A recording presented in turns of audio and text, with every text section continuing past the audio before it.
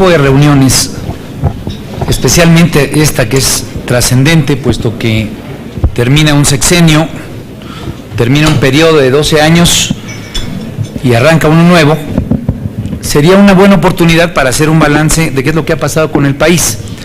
Y la verdad es que a mí me sorprende que vengamos una glosa del informe para tratar el tema de la política económica y lo que recibamos sea una serie de acciones, de planteamientos, que si se hace el puente más grande de América Latina, o que si se han renovado la quinta parte de los CADERS, que de hecho yo le pido al señor secretario que se vaya a echar una vuelta a Guerrero, porque ahí no le echaron la mano a los CADERS. Pero me parece que pensar en el tema de la política económica debería de tenernos pensando en eso, en la política económica, y no una serie de acciones que se han venido llevando a cabo, que si bien pudieran ser loables al escucharlas, pues no nos dan la sensación que tenemos que hacerle como representantes populares, nosotros, que tenemos que darle a la gente, a esos que representamos hoy aquí a nivel de entidades federativas, y que es la gente que votó por nosotros y que es la gente que quiere saber por qué su economía no está bien o por qué no percibe que todas estas acciones, la sumatoria de acciones en materia energética, en materia de agricultura, en materia de economía, pues no le den buenos resultados a su bolsillo, o que no sientan que la economía les es favorable. Y por eso creo que este planteamiento hay que trasladarlo a donde tiene que estar, hay que trasladarlo a donde tenemos que revisar pues los números que significan cuál es la condición de la política económica, qué es lo que significa para la gente, qué es lo que se ha dejado de hacer y obviamente qué es lo que se tiene que hacer.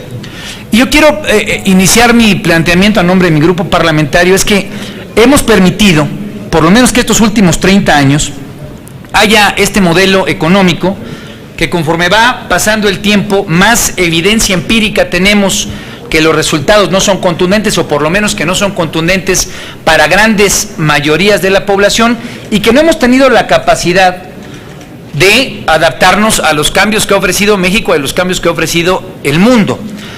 Nuestro modelo económico, digamos, en su diseño de hace 30 años, tiene 3 variables muy básicas. Una fuerte apertura comercial con una liga importante hacia los Estados Unidos.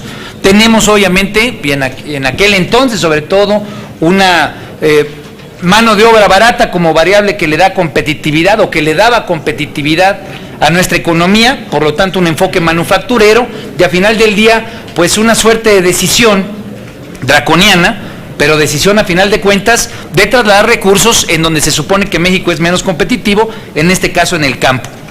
Bueno, ese fue el modelo que se decidió, es un modelo del que nosotros hemos sido críticos, pero que lo que preocupa es que en esta reunión en la que estamos haciendo un fin de corte de caja, repito, donde unos se van, pero donde otros regresan, pues entonces la preocupación que tenemos que tener sobre esta discusión tiene que ser en apreciar los datos duros y las variables.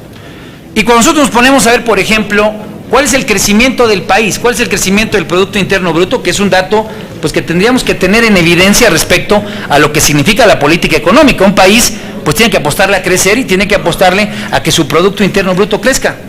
Bueno, resulta ser que el crecimiento promedio del Producto Interno Bruto durante este sexenio fue de 1.6, más o menos cerrándolo en 2%, cifra por debajo del 2.3% alcanzado por Vicente Fox, del 3.5% que alcanzó Ernesto Zedillo, del 3.9% que alcanzó Salinas de Gortari, y bueno, solamente fue superado por el 0.34% que tuvo Miguel de la Madrid.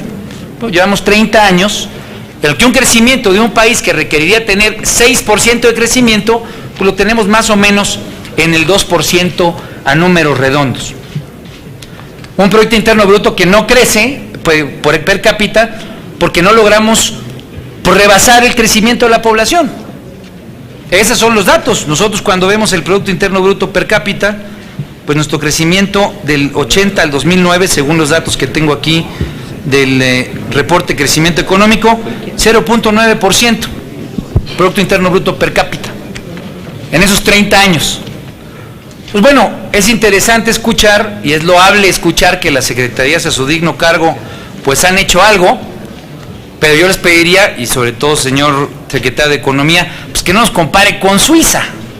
Y no nos compare con Suiza no porque no sea un país desarrollado, sino porque México es mucho más que Suiza.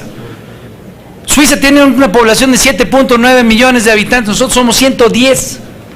¿Cómo nos vamos a comparar con un país de esa escala, de esa dimensión, con ese tamaño de recursos naturales, con esa posición geopolítica? A mí me parece que realmente estas exposiciones están hechas como para cubrir el paso y no para verdaderamente construir un proceso de discusión que fortalezca lo que todos queremos, que haya crecimiento, que haya una política económica y que le vaya bien a la gente.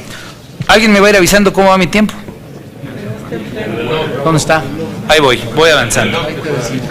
Entonces, en el tema de empleo, por ejemplo, por citar algunos datos, y obviamente pues el tiempo me va a hacer corto, hay un dato que todo el mundo sabemos: la campaña política del actual titular del Ejecutivo se basó en el empleo, propuso 1.100.000 empleos a generarse al año, y bueno, los datos realmente son terribles porque la demanda de empleo aumentó en 935.206 personas, y bueno, cerrando los números, nos dejó con un déficit de 4.6.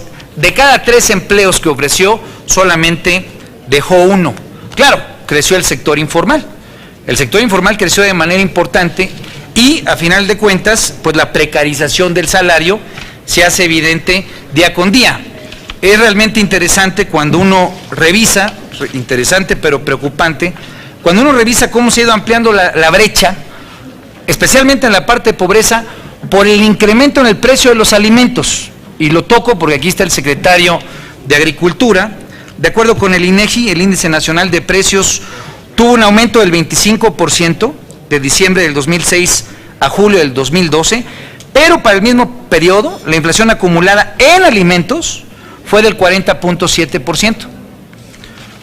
Y los datos que me dan: incrementos en la tortilla y derivados del maíz, 60.9%, en el pan 47%, en carne y vísceras de cerdo 35%, y bueno, hay una enorme lista en la cual el incremento en el precio de los alimentos pues le da una sumatoria al promedio de la inflación en general.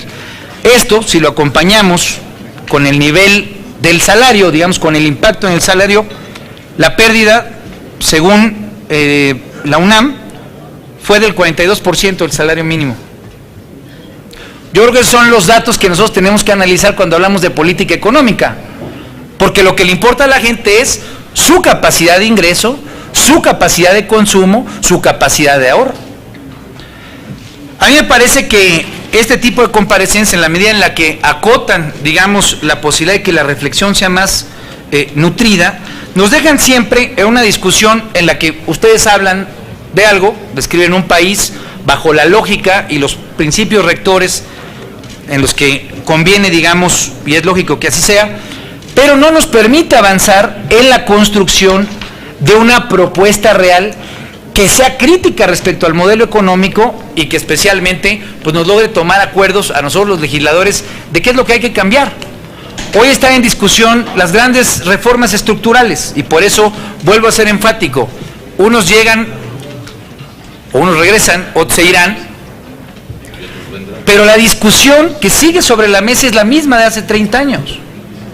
Si vamos a ir por una reforma laboral que va a seguir precarizando el salario, si vamos a ir por una reforma fiscal que va a tener mayor impacto en los menores deciles, que son los que hoy están más afectados en la parte del consumo, si se va a hacer una reforma energética que busque la privatización con un Estado que tiene pues un nivel de cooptación realmente grave.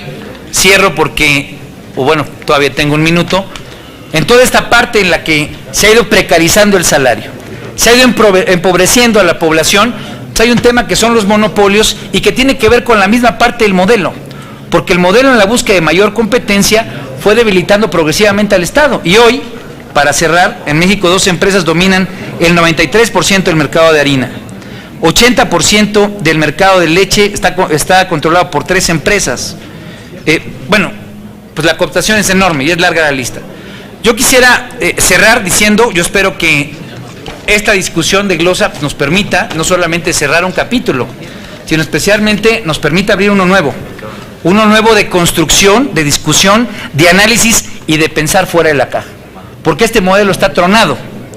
Y quisiera cerrar, claro, me voy a dejar para la pregunta parlamentaria para el señor secretario Bruno Ferrari, porque hizo un comentario que me parece importante y le pido, presidente, solamente un minuto en extensión de mi participación. ¿De acuerdo? Usted Adelante. dijo, debemos reorientar nuestros apoyos y subsidios al campo, hacerlos más eficientes y canalizarlos a quienes realmente los necesitan para modernizar el agro, agregar valor y cambiar la vida de los campesinos. Hasta ahora, no obstante el crecimiento extraordinario de las exportaciones primarias y de los ingresos de este sector, una parte importante de estos recursos han servido para enriquecer a falsos líderes o a potentados agroindustriales, quienes paradójicamente han dejado ir la oportunidad de aprovechar el verdadero potencial del campo. Repito, esto será parte de la pregunta parlamentaria que hará mi grupo parlamentario, pero yo quisiera que usted nos diga, dado que ustedes llevan 12 años en el poder, quiénes son esas personas a las que se refiere con nombres y apellidos. Porque no se puede soltar en una glosa el informe frente a la representación nacional, frente a todos los estados de la República representados aquí por los senadores, una volada de este vuelo. Entonces yo espero que usted nos la responda con nombres y apellidos, señor secretario. Muchas gracias. Muchas gracias, señor senador.